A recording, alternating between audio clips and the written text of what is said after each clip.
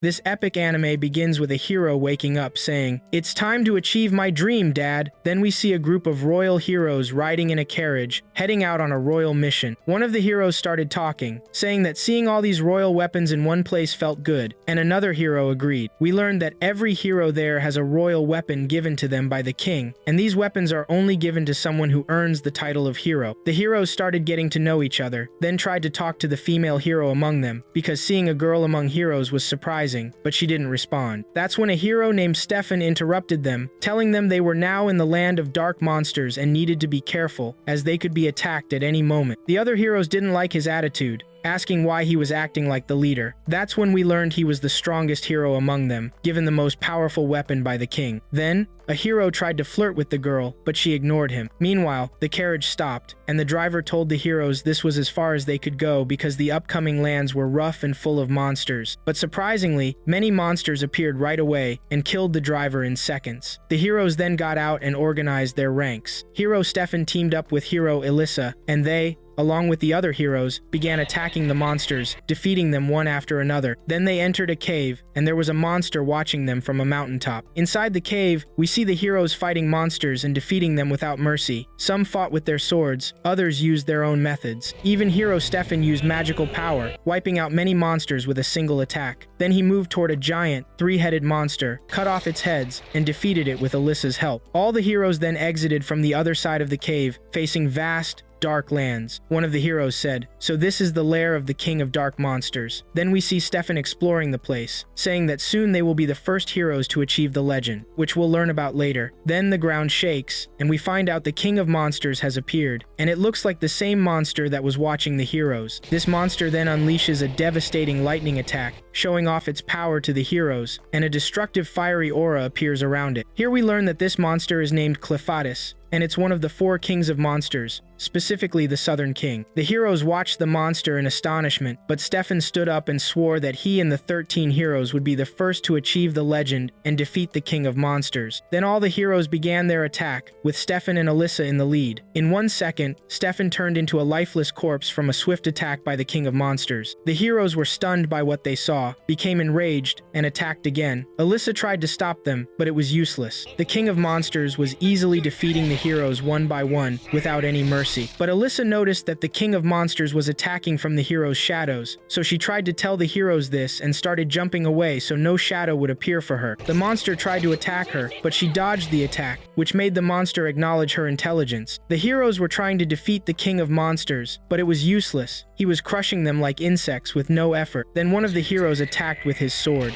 thinking he could match the king of monsters' attack. But the king of monsters was thinking he hadn't seen a human up close in a long time, almost 1,000 years. Then he defeated the hero, and as he eliminated the heroes, wondered how all these very weak heroes even managed to get here, what had changed in them over the last millennium, and most importantly, why they came here in the first place. As Elissa was launching her final attack, the monster was thinking that he needed to understand humans and their way of thinking himself before also eliminating Elissa. And as Elissa flies through the air, torn and on the verge of death, she apologizes to her father and remembers her past when she was little, wandering in the fields happily and living with her father in joy and peace. Then we see her with her father at home, looking at a map of their kingdom with a lot of darkness around it. She asks her father about this darkness, which made him tell her, "You've truly grown up to ask this question, but the truth is, we don't know what this black part is. We are sure that the world is bigger than this, and there are many things beyond the continent of Aditya. But when we went to the edges of the continent to explore what was beyond, one of the 4 kings of monsters stopped us. They are called the Kings of Darkness. They are 4 monsters, each living in a different direction, east, west, north, and south. And these monsters destroyed all exploration expeditions that tried to explore beyond the continent, and this has been happening for years." Then Elissa said, "So, will we live on the continent of Aditya forever?" Her father told her, "It seems that's what will happen, but if the legend is true, then things will change." Then Elissa asked about the legend, and her father began to tell her that the legend says there will be a hero who emerges from among the heroes with a special weapon from King Hayden, and this hero will eliminate the 4 dark monsters. And then we will be able to explore the world. This is the legend. Elissa was wondering if the 4 dark monsters were strong. Her father told her, "Of course, they have the power to destroy the world, which shocked Alyssa, and she asked how they would defeat them. Her father told her that the weapon King Hayden would give to the chosen hero would make the hero many times stronger, which would enable this hero to defeat the monsters. Alyssa then wished she could get this weapon. Her father told her that she first had to become a hero, and that was very difficult, and it seemed her father was a chosen hero and lost his leg in battle. Then Alyssa got excited and said that she would become a hero and explore the whole world, and that was her dream. Then we return to the present, and Alyssa apologizes to her father before she dies, saying, "I failed to achieve the dream." After that, we go to the kingdom of Haydn. The people were going about their daily activities as usual, when suddenly, one of the residents noticed something strange in the sky. In a flash, the dark monster Cleophades appeared on the kingdom's walls, causing panic among the civilians, who started to flee. Cleophades was thinking about what one of the heroes had said, that they were chosen heroes selected by the king of Haydn. So, the king of this city was responsible for the heroes who were trespassing on his land, and Cleophades thought to himself, "I know what I'll do with him." At this point, soldiers appeared and started to attack Cleophades, but of course, it was useless. All Cleophades cared about was finding the king, so he began destroying the city while he searched. No one could stand in his way. The guards at the king's castle tried to stop Cleophades with some attacks, but nothing worked. Eventually, he reached the castle and destroyed its gate in seconds. Then one of the soldiers rushed to the king to tell him what was happening. The king understood the situation immediately and said, "So, the heroes have failed in their mission." He stood up from his chair and moved forward, saying that not even in his generation were the heroes' weapons, nor the metal they were made from, able to defeat the monster. The guard tried to advise the king to escape, but the king told him that running away would be pointless. The main thing was to protect the fire of Haydn so it would not go out. Meanwhile, the soldiers were doing everything they could, taking out their weapons and organizing their lines to try to defeat Cleophades. They attacked, but nothing had any effect on Cleophades. At that point, he felt something was strange because the heroes used to be stronger than this. He concluded that the problem was the red blades they now had. He remembered when Elisa wounded his horn and thought, "So these weapons will be a problem. This is what makes the human race special." The soldiers were still trying to attack, but it was useless. Cleophades killed them all easily and decided that he needed to make sure to destroy the metal from which the weapons were made, so no one could cause trouble for him again in the future. Next, we see the king standing in front of a secret door, the place where the metal's flame is kept. When he tried to enter, the ground shook around him, and he realized that Cleophades was coming, so he quickly closed the door. Sure enough, Cleophades appeared after breaking through the roof, as civilians and soldiers fell everywhere. The king was shocked by what he saw. Then Cleophades started talking to the king, saying, "I finally found you." But the king replied, "A monster like you has no right to speak the language of humans." This made Cleophades angry, and he warned the king, "Be careful with your words, King of Haydn, because if I don't like what you say, I'll wipe out the entire human race." The king was stunned by these words. Cleophades told him he would destroy all the races on the continent and leave no one alive, because if the rest of the humans were like these, they would come back and bother him again. But he wanted to understand the true nature of humans. "You are the race that wears fancy clothes and walks on two legs. What kind of creature are you? Why do you hate me and try to kill me?" The king replied, "A monster like you will never understand anything." At that, Cleophades cut off the king's head and began destroying the kingdom. As he walked, he started thinking of forming an army to wipe out the subhumans, but his thoughts were interrupted by the cry of an infant being held by its mother. To his shock, the child's mother, in her despair, begged Cleophades to save her child. Cleophades was stunned, thinking to himself, "Can't this creature see who I am?" Then he told her, "I've decided to destroy your entire race. If you want to blame anyone, blame the fact that you were born human in the kingdom of Haydn." The child's mother said to him, "This baby didn't choose where and when to be born. I beg you, regardless of all the horrible things adults have done to you, don't punish this child or let him die because of you." Cleophades ignored her and said, "A human is still a human. When he grows up, he'll carry a sword and start bothering me, trying to kill monsters. Besides, he's very annoying. Even now his voice is loud and I need to get rid of him. But if you think he deserves to live, prove it." She said, "I can't prove it because I am going to die now, but this child will prove he deserves to live on his own." Then the child's mother died. Cleophades then left, taking the child with him. He thought to himself he wasn't convinced by her words, but in any case, the life of this human was just a moment for him, so he'd see what he could do. After that, we shift to a map of the continent of Adthia, where we learn that there are 5 races living there. The first are the Donians, the most numerous,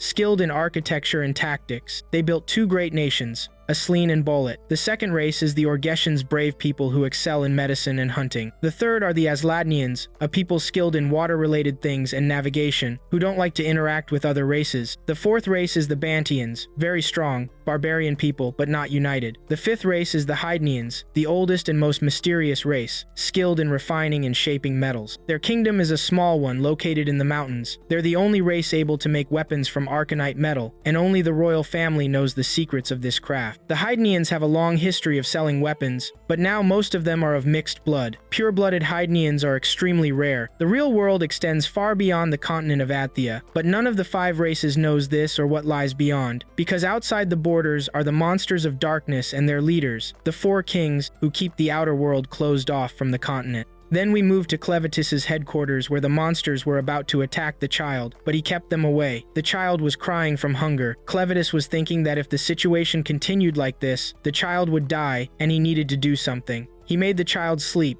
but this would only delay his inevitable death if he didn't eat. Indeed, the little child woke up after a short time, which annoyed Clevitis. But the child had waste in his clothes, which made Clevitis throw the child in a place full of insects that feed on waste to clean him, and it worked. But the child was still crying, and Clevitis thought that humans grow up in a night or two, but it seems it takes time. He then remembered the baby's mother's words, and began to wonder why he listened to her in the first place. But anyway, it would be a disgrace for Clevitis if he didn't keep his agreement, so he took the child and went to the place where he had previously killed the heroes, looked at Elisa, and said this woman is what he needed. Elisa was remembering the unfortunate death of her father, and that she couldn't do anything. Then she woke up and wondered where she was. Clevitis spoke to her, and she was shocked and tried to attack him, but she couldn't find her sword. Clevitis told her that he threw all her companions and their weapons into the crack, but he kept her because she would be useful to him. She is now alive because of his dark fluid and is just an obedient corpse to Clevitis. Elisa was shocked and didn't understand what was happening. She was even surprised by the presence of her foot that had been cut off in battle. Here, Clevitis interrupted her thoughts and told her that he wanted her to breastfeed the child. Elisa obeyed Clevitis against her will, but then she shocked him when she told him that she couldn't feed the child because she was a virgin, and only a woman who had given birth could feed a child. This made him angry, saying she was useless. Meanwhile, Elisa wished for death because she had been humiliated in an unbearable way, but Clevitis told her that she would never get her wish. During this time, the child began to cry again, and Clevitis said that he could provide strength but couldn't satisfy hunger. Elisa asked him why he had a human child, but he told her she didn't need to know anything. What's important now is that he lacks experience in raising a human and needs her help. She told him she had never raised children before, but he said all he needed was information and asked her what to do now. His power controlled her, and she couldn't disobey him, so she told him that if the child didn't have a mother, he should find a wet nurse. Clevitis didn't understand how to do this, so Elisa told him he could hire any wet nurse with money. But Clevitis didn't know what money was in the first place, so Elisa told him he could deal by bartering. For example, he could trade some of the many stones on the mountain to hire a wet nurse. At this time, Elisa wished she had her sword to attack Clevitis and take revenge on him, but she gave up because she knew she couldn't defeat him. Then Clevitis said, "Let's start and go hire a wet nurse." Elisa stopped him and said, "Don't expect to hire or deal with anyone looking like this. If you go to the city in this form, everyone will be terrified, and you won't be able to deal with anyone." So Elisa asked Clevitis to give her the child, and she would find a wet nurse for him because she wouldn't allow this monster to approach a place where humans live. She was thinking that she didn't understand anything that was happening, but she was sure the child would be better off away from Clevitis. However, Clevitis refused to give her the child and told her he wouldn't let it out of his sight. Then he said, "I think what you're saying is right. I shouldn't deal with the child like this, and I should let it grow up before I make my decision." Then he began to transform and take another form until he resembled a human. Elisa was shocked by what happened and asked him where his body was. Clevitis told her that he could control shadows and had now taken the form of the human woman who was carrying this child, but he left the tails, which shocked Elisa, so he hid them. He said he would need names now and called himself Klein, named the child Luna, and introduced himself to Elisa. Then he wore clothes similar to humans and headed to the city. Then we see Elisa bathing Luna and taking care of her, but it was difficult for her. Klein came and began asking Elisa for many things to take care of the child, which made her wonder why a monster like him would do this. He insulted Elisa and called her a useless servant, even saying, "The insects did a better job than you," which made her angry. He talked about how her camp didn't have anything useful, so she told him they had finished everything before going to battle. He told her it didn't matter. What's important now is that she bathes because she's dirtier than the dark monsters. "I think you have other clothes than what you're wearing. Bathe in the river and wash your clothes and the child's clothes." Elisa felt pathetic because she couldn't refuse Klein's orders. While bathing, she was shocked because she found the emblem of the Hadenian race and realized that this child was from the Hadenian race. Then the scene shifts to the kingdom of Haden, where someone was roaming the kingdom looking for survivors and was shocked that one monster had caused all this destruction. But what saddened him more and raised his questions was why the king had decided to attack the dark monster and ignite the legend again. He began to say that the princess's fears were real, and because of this, the princess had planned to escape today with her son, but this attack happened.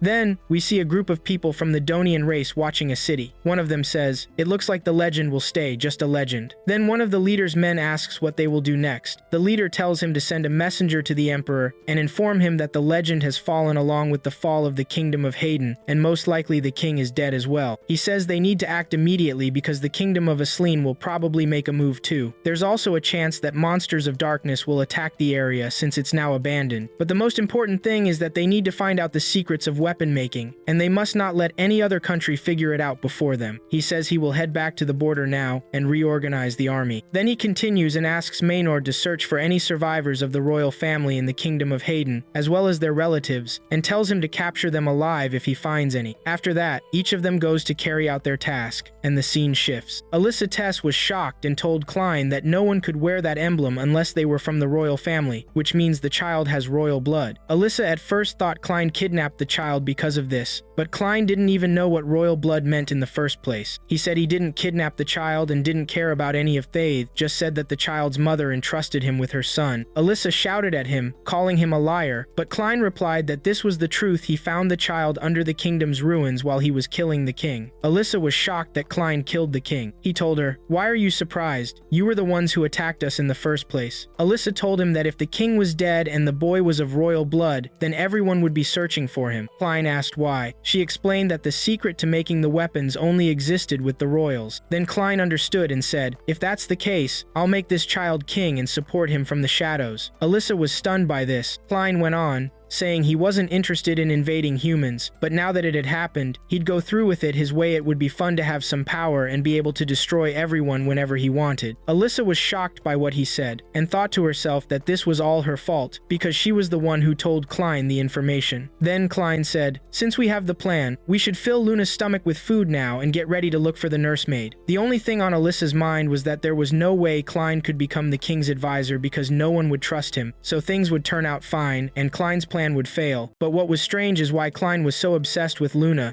Maybe if someone took Luna away or killed her, Klein would kill all the humans. So Alyssa had to stop that. As they were walking, bandits appeared. Alyssa tried to warn Klein, but one of the bandits hit him on the head and broke his neck. Alyssa thought Klein wouldn't be affected, but suddenly, he fell to the ground with blood pouring from his head. She was in shock and thought he was dead. Then one of the bandits hit her on the head and knocked her out. When she woke up, she found herself kidnapped in a carriage, surrounded by many others who'd been captured. Suddenly Klein, who was alive, startled her and said, "Looks like we've been captured." Elisa was surprised by Klein's calmness even though they had been captured. He reassured her that everything was under control and that Luna was fine. She approached him and asked how things ended up like this, and how a hit from a bandit could hurt him so badly. She started asking if Klein had lost his powers after turning human. He told her he hadn't lost anything, he just didn't realize how fragile this body was and wasn't used to it yet. She then asked why they didn't escape if Klein still had his powers. He told her he's human now, and until he achieves his goal of making Luna a queen, he would keep his true identity hidden. Also, he wanted to see and understand this side of humans.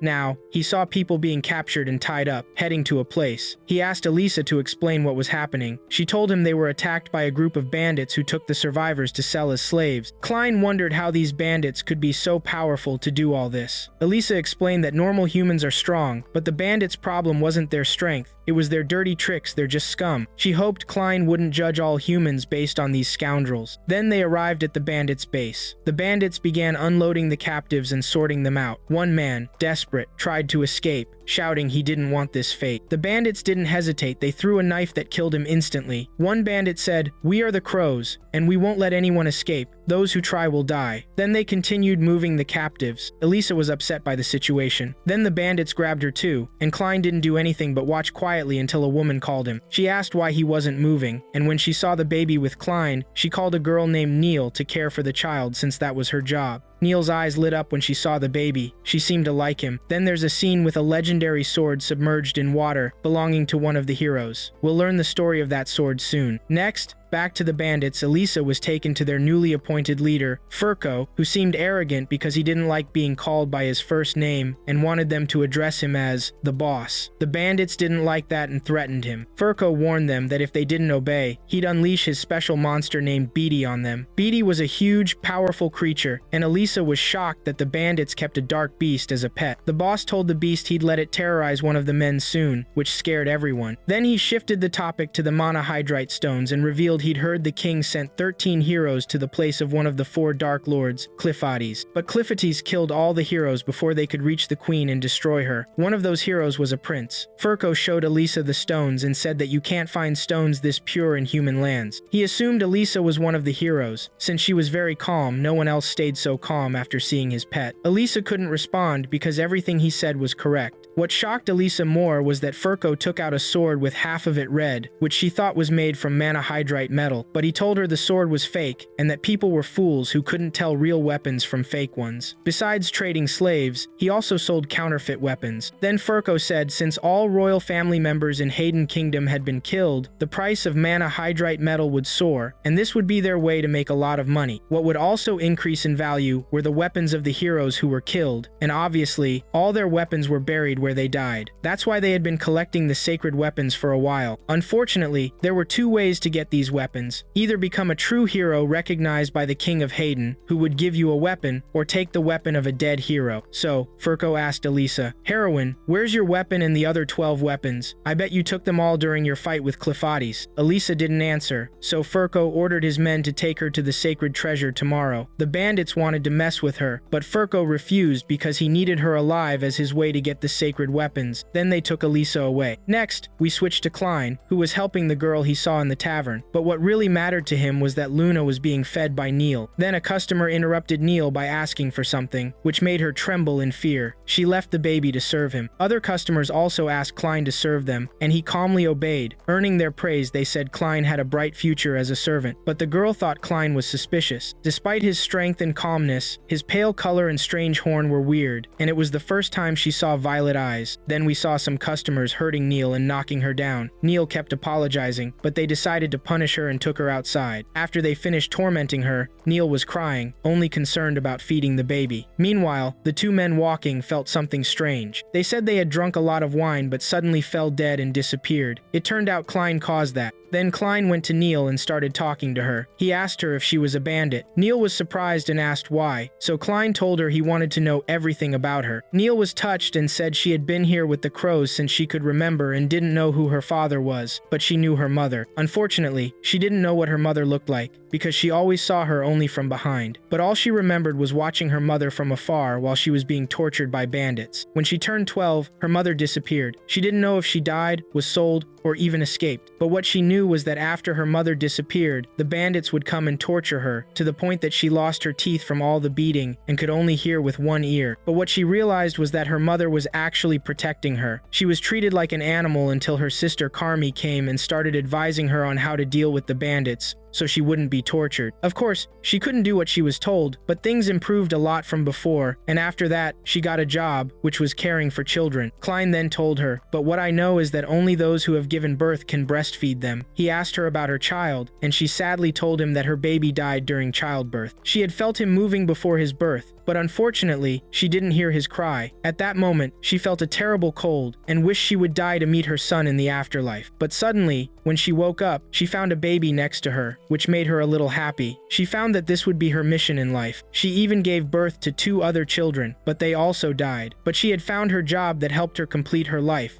which was caring for children. Klein thanked her for telling him all the details of her life and offered her to join him as Klein's wet nurse. Although he didn't trust humans, he would welcome her. Even Luna admired and loved her. He asked her for her opinion if she would join him or stay here and be treated like a slave, but Neil politely apologized and told him, "I appreciate your offer very much, but I am a slave in the end, and I want to stay here to take care of the children and make them happy. For this, I am sorry." Then she gave Luna to him and left. Here, the events shift to Alyssa, who was with the bandits, and they were treating her very badly. While they were walking on a floating wooden bridge, Alyssa was amazed by the place, and the bandits told her that this place was very dangerous, and the rocks were sloping towards the sides of the lake. If Alyssa tried to escape and jump from the bridge, she would die regardless of her strength. But what was occupying Alyssa's mind was that she suspected this place was a mine for manhydrite stones. Then her thoughts were interrupted by someone talking to the bandits, telling them that they had to fulfill their promise to him if he succeeded in what they wanted from him. They told him they would fulfill their promise. The woman encouraged her husband and jumped into the lake, which shocked Alyssa because she knew that this lake had dark monsters. The bandit told her that what she was thinking was true. Dark monsters lived here, who had ended the legend of the strongest hero, Kadwar. And indeed, we see the dark monsters devouring the man. The moment they saw him, they pulled him to the surface and killed him in front of everyone, which terrified and shocked his wife. Then the monsters returned to the water. Alyssa was sad for the man and said that these monsters were called Arvansis and had come to the lake 300 years ago, which is why no one takes monohydrite stones from this place anymore. Even the hero Kadwar could not defeat them, and this hero was strong because of his weapon, the current cutter, which was named so because it cut a waterfall in front of the king of the Hayden Kingdom. The bandit told her that he didn't know that this sword had a name and asked Alyssa about the name of her weapon, but she refused to answer him and spoke angrily that the bandits were lying to the man, who turned out to be diving in the lake searching for Kadwar's sword, which we saw earlier. Alyssa was angry because she knew that they hadn't planned to free the man and his wife from the beginning and wouldn't have left them alive. The bandits then told her, "Even if what you say is true, it seems you are not aware of your situation. Don't you see that you are bound hand and foot on a floating bridge with bandits in front of you and behind you who are eager to torture you?" Then one of the bandits told her, "I will make you scream," and jumped onto the bridge, and the bridge began to sway, which angered the rest of the bandits. But he told them, "I am blind and don't know what you are talking about. All I care about is that I now feel the pulse of this girl whom I will cut now." At that, Alyssa got angry and said, "I never imagined that the time would come when I would be grateful to Klein and happy with what he did to me." Then she dislocated her shoulder and jumped onto the bandit, grabbed him by the head, dislocated his ears, then threw him, and fell with him from the bridge, saying, "I will believe your words that I am immortal, Klein." Then she fell to the ground in a pitiful state.